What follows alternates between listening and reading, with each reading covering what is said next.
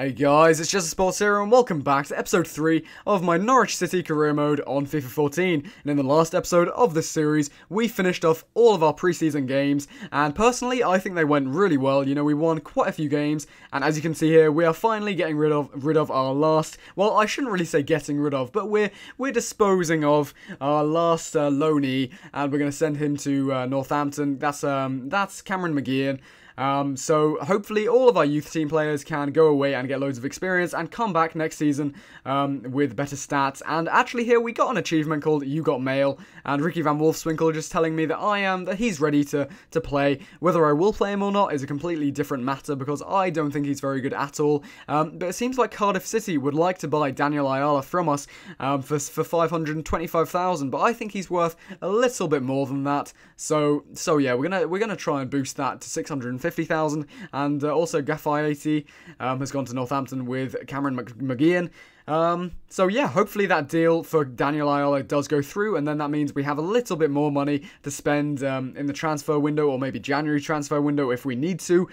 So yeah, that should be good, because I would never really use Daniel Ayala anyway. He's a good squad rotation player, but nothing more. But yeah, guys, so we're going to get into our first Premier League game of the season against Everton at Carrow Road, and hopefully we can pick up all 3 points from this game. I'm going to be really positive and try and aim for all 3 points. I know it's going to be extremely difficult, and I know the quality that Everton have. You know, Leighton Baines, they have Leighton Baines, Jagielka, Tim Howard. They even have up front people like Jelavic and Morales. You know, their team is very, very solid, but we have our strengths as well. You know, we have Gary Hooper and Elmander up front, which should cause them great problems, and Leroy Fer sitting in that central defensive midfield role is really going to hurt them. They also have Gareth Barry, who I completely forgot about. He's a very good link-up player, so he's a good box-to-box midfielder, and he's going to act as their playmaker in this game, I think, along with Ross Barkley. But yeah, so the game starts off, and I completely forgot actually that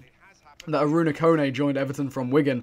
I completely forgot about that, and yeah, so hopefully he doesn't cause us too many problems either. But Gary Hooper passes the ball down to Nathan Redmond, who is clean through on goal, but unfortunately he cannot get onto that through ball. It's a little bit too far for him, even with his insane pace that he has. But Gareth Barry is here in our penalty box, passes it to Kone, but that was an easy one for John Ruddy to collect in the palm of his hands. And Ross Barkley, you know, we did try and sign this player, if you guys remember from the last episode of this career mode. We actually inquired to see how much he would cost, and he was 10 million. Everton wanted 10 million for him, so I decided to go with Insigne instead. But Pienaar is in the box here, tries to have a shot away, but no, it's wide of the post, so thank God for that. You know, he has a really, really good left foot as well. But, you know, Gary Hooper passes it down to Johan Elmander, who's running down this wing, but naturally he is extremely slow. You know, with all that strength and power, you wouldn't expect that sort of player to be very fast.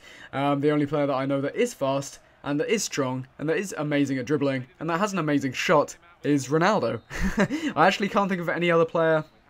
Or maybe Hulk, I guess. Someone like Hulk or Ronaldo. They are players who they're the overall amazing package, you know, they have everything. But yeah, so that was kind of it for the first half. Nothing really happened. You know, it was very hard for me to really get in the game, and you know, Ross Barkley passes it down to Kone, who's in my box. They seem to get in my box a lot, but he passes it to Coleman, who crosses it back to Morales, but we do eventually get it clear, and Johan Elmander does pick up the ball, passes it, does a sneaky pass to Houlihan, who is running as fast as the little man can. His little legs can't go very fast, poor little guy, crosses it, tries to cross it, hits the wall, but then Houlihan picks it up again, hits the goalkeeper, and Johan Elmander, golazo! Golazo, golazo, golazo! Johan Elmander could not have missed from there. I'm sorry, but if he did, I would have absolutely sacked him. Well, that doesn't really make sense, but I would have sacked him. I would have kicked him out of the team. Although I have played games on FIFA where I have just booted it off the woodwork and it's gone out for a goal kick, and that is the most frustrating thing ever,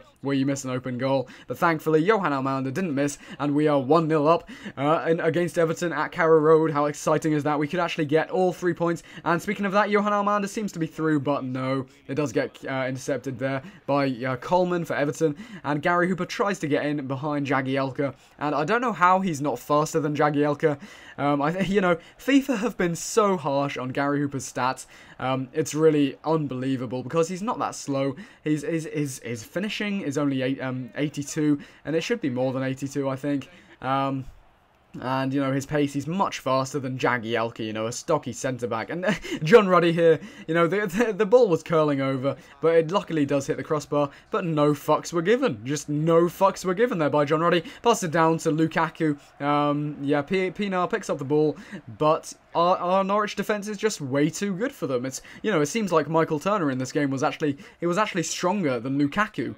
I actually do believe in this game Romelu Lukaku was made inferior to Basong and Turner. But yeah, Kone picks up the ball here from a header and does make it 1-1 on the 84th minute. Amazing cross there, to be fair. I think that's Morales that crosses it in. And Kone, I don't know too much about him, but I do know he is a very, very strong aerial threat. But we do get our fair share of chances in the last minute.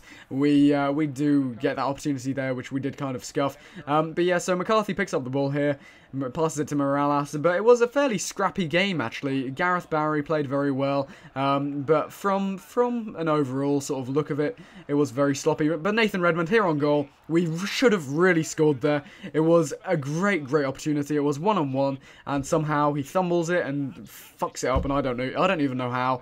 But yeah, so it didn't really end up too well for us. But I guess a point against Everton. You know, I take that. That's a very good result. And Cardiff have come back to us with saying basically that we've reviewed your price of 650,000 and we're going to go straight ahead with it. It's a great deal for Cardiff, or so they think. 650 grand for Daniel Ayala. Personally, I wouldn't pay 5 grand for him. I don't think he's very good at all. But you know, it's their choice, I guess. And Lorenzo Insigne came back to me saying, you know, this is really getting tedious. I want the big monies. I want all the monies that I'm going to milk Norwich City until I actually get a place in the team. So he kept declining my transfer offers. He lied on his player demands. He says his player demands were 60 grand and he's declined my 72 grand offer again. Are you serious? So I just thought, okay, fine. I'm going to go all out and say 80 grand a week. Take it or leave it. It's there. Take it. Crucial first-team player, 4-year contract. Take it, please. You're 22 years old. Don't be so big-headed and too big for your boots that you bloomin' decline 80 grand a week. But he does. He actually declines £80,000 a week. So I thought, okay, I have 6 grand left if I do submit this 80 grand offer, so I'm going to boost it to 85 grand. So we have 1 grand left, £1,000 left for our wage budget. And Lorenzo Insigne, how greedy can you get? He's an amazing player, but imagine being 22 years old, okay? Imagine being 22 years old and declining £80,000 a week.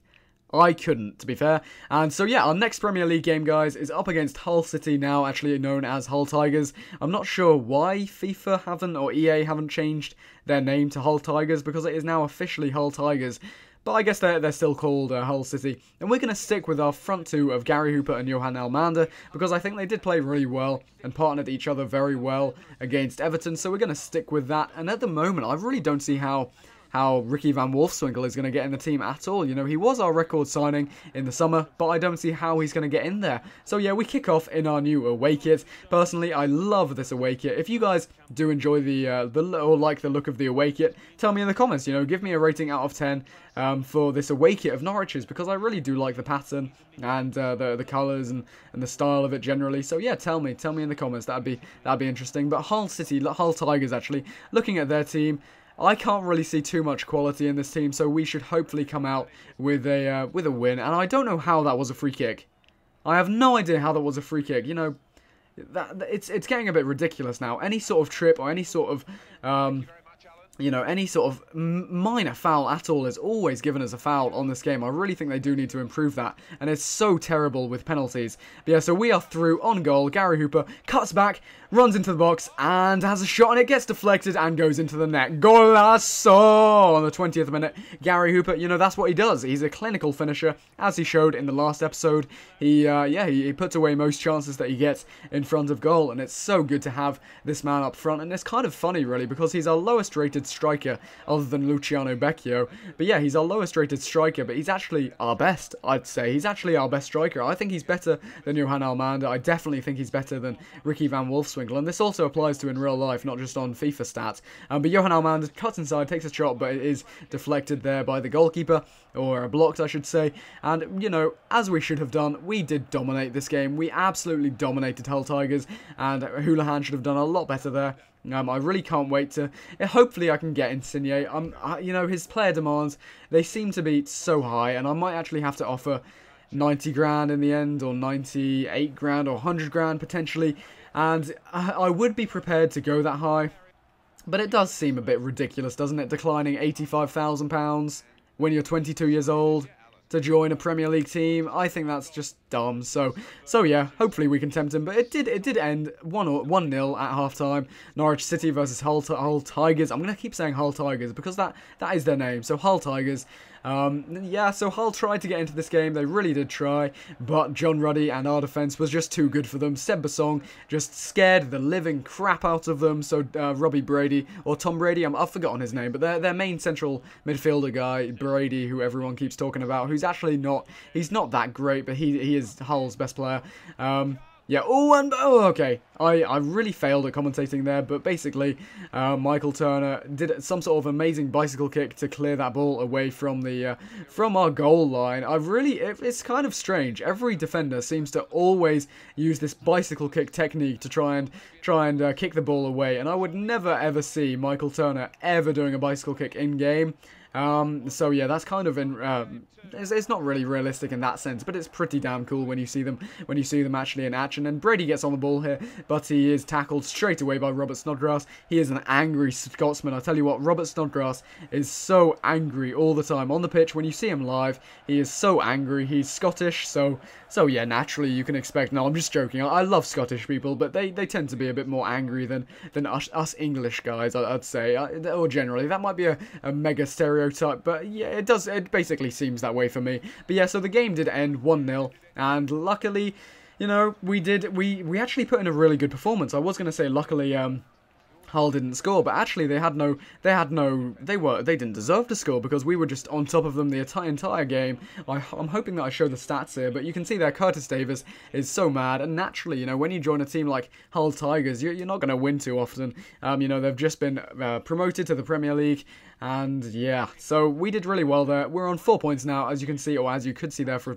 a brief second. We are 6th in the league, and so yeah, that's really good, and we have Tottenham up next. I'm not going to show that gameplay in this episode, but Lorenzo Insigne declined our transfer offer for like the 17th time, our contract offer. So what we're going to do is we're just going to go all out. We're going to say, okay, Lorenzo, okay, you don't want 60 grand a week. I know you're very greedy, and you want more than that, so we're going to go £90,000 a week. £90,000 a week. You know, that is just unthinkable. A 22-year-old to be on £90,000 a week. Oh, I'll tell you what I'll do with 90 grand a week. Actually, no, I won't, because, yeah, no, I'm not going to tell you what I would do with 90 grand a week, but it would be, yeah, oh my god, how many cars you could buy, how much other stuff you could buy. But Lorenzo Insigne declined our 90 grand offer again for like the 18th time. So what we're going to do is we're just going to give him 95,000. If he doesn't accept this, then that's it. That's the end. We're not going to offer any more contracts to him. We're just going to move on to a different player. £95,000 a week, almost 100,000. Imagine him declining £100,000 a week. Ludicrous, but actually, Lorenzo Insigne accepts it. Finally, he accepts our 5-year contract, £95,000 a week. And to be fair, he should have accepted the £60,000 offer, but he did actually milk us for money. And we are going to accept that trade offer, that contract offer with Lorenzo Insigne. And hopefully we do get the player now. New signing arrived. And so, yeah, I really cannot wait to see this guy in action. He is an amazing player. And we are going to have a quick look at his stats right now, because his stats, when you see these stats, you will know why I've just spent 6.5 million on him with a 95 grand contract, because these stats, I tell you what, 92 acceleration, 88 sprint speed, 94 agility, 92 balance. He's an acrobat, he's a speedster, he has good finishing, he has general good ball control, he's got high attacking work rate, and he can play centre forward. He can also play up front, so if our attackers get injured, he can fill in for them. But yeah, guys, so that's been it for this episode of Career Mode. Leave a like down below, comment, subscribe to my channel, and thanks a lot for watching. I'll see you guys all next time. Peace.